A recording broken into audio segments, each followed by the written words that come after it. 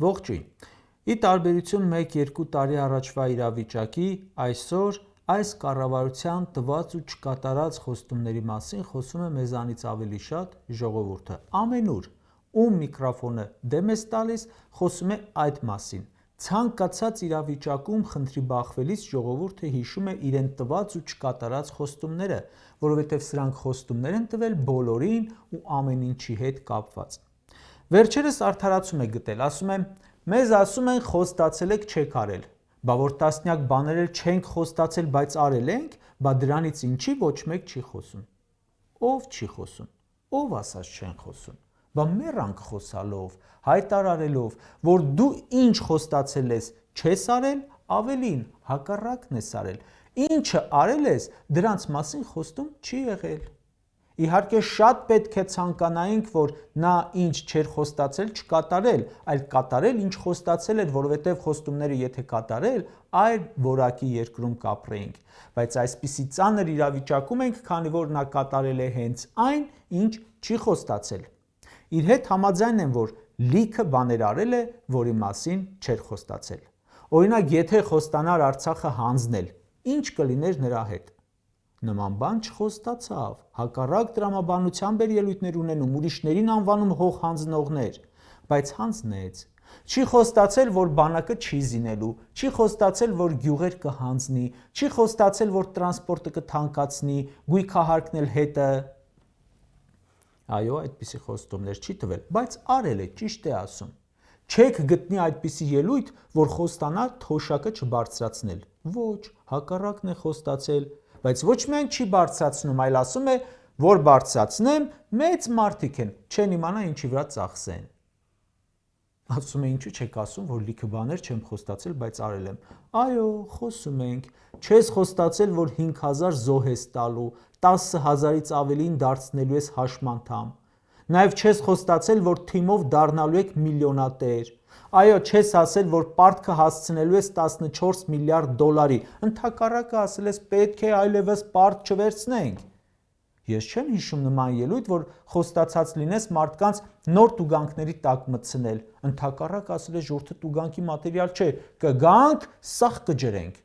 Ապրես, մալադեց, ինձ չես խոստացել, արել ես։ Չես խոստացել, որ մեր երկրում քորոք ամեն երրորդը աղքատ է ապրելու։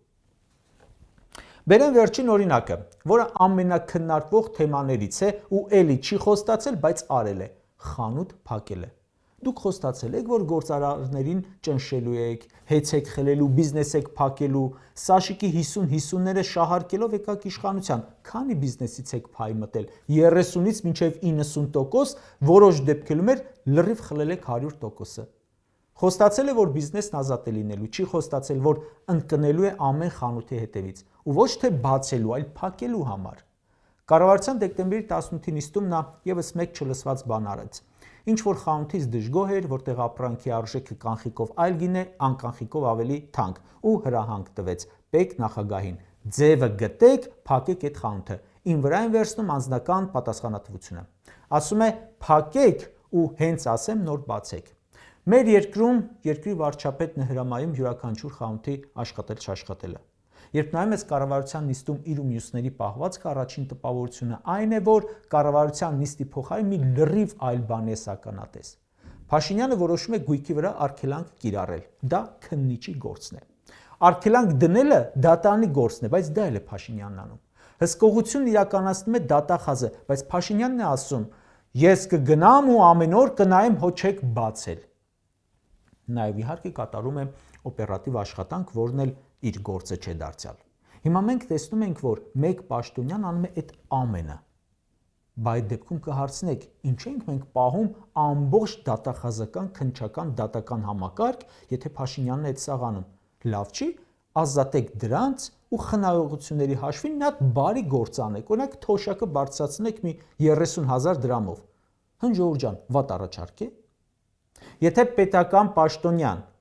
պետական կառույցը անցնում է իր իրավասությունների սահմանը կամ իր լիազորությունների շրջանակներում կատարում է ապօրինի արարք, անօրինական որոշում, քաղաքացու իրավունքների խախտում, հանրային միջոցների չարաշահում, դա լիազորությունների չարաշահում է, վերազանցում։ Դա բերում է պետական ինստիտուտների հեղինակության, դրանց նկատմամբ հանրային վստահության կորստի եւ նաեւ այդ պաշտոնյայի հեռացման պատճառ է։ Իհարկե, դա այդպես է նորմալ երկրում։ Երբ կա վերահսկող, կա հակակոռուպցիոն անկախ մարմին, այդ ժամանակ Նիկոլի դեմ վարույթ կնախաձեռնվեր։ Հիմա դա չկա, իր արարքը ավելանալու է այն քրգործերի տրցակին, որ իր դեմ հարուցվելու է պաշտոնանկությունից հետո։ Նո անկեղծ ասած, մի տեսակ խնդալու է, որ մարդուն, որ ասենք Ղարաբաղ է հանձնել, գնաս ասես գիտես, դու ապօրինի խանութ ես փակել տվել։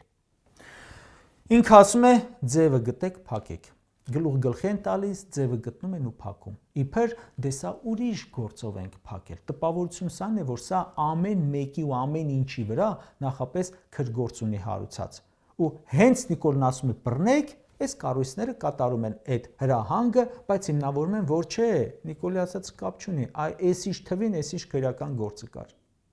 Պատկերացրեք ներդրող, որ ուզում է գալ Հայաստանում խանութ բացել օրինակ, հանկարծ աչքով ընկնում է երկրում վարչապետ աշխատողի հիստերիկ շարժումներով ելույթը, թե այդ խանութը կփակեք, հենց ասեմ նոր կբացեք, ինչ որոշում կայացնի այդ ներդրողը։ Ու իհարկե այդ խանութը փակելուց առաջ վստահաբար տեսած կլինի նաև ուրիշ բիզնեսները խլելու ելույթները։ Երբ Նիկոլն ասում է փակեք խանութը ու գնում փակում են, նշանակում է նաև ինքը կոռուպցիոն կապի մեջ է այդ հիմնարկների հետ։ Կարճ ասած, այս ամբողջ խանութ փակելու շոուի մեջ ես բանալի բառերից մեկը համարում եմ ձևը գտեք, փակեք արտահայտությունը։ Երբ մեր երկրում մի բան է լինում վատ, ուրեմն իմացեք, որ ընդամենը ձևը գտել են այդպես անելու։ Երեք Վարդաշեն քրեակատարողական հիմնարկ տեղափոխվեց Սիսական ջոկատի լեգենդար հրամանատար Աշոտ Մինասյանը։ Ձևը գտան բանտարկելու ապօրինի զենքի ինչ-որ հոդված ու բանտարկեցին։ Ձևը գտեք, նստացրեք, ձևը գտեք, հանձնեք եւ այլն։ Դա է կարողանում խանութ փակի, երկիր փակի, մարդկանց փակի, էդ է իր ձևը։ Երբ Սամվել Կարապետյանն ասում է մեր ձևով կմասնակցենք, դա նշանակում է ինչ-որ բիզնեսի բացում, աշխատատեղի բացում, ինչ-որ օգուտ տվող բանի բացում։ Երբ Նիկոլն է ասում իր ձևով, այ դա արդեն հակառակը ամեն ինչի փակումն է։ Այն ամենի փակումը, ինչը բացել են ուրիշները։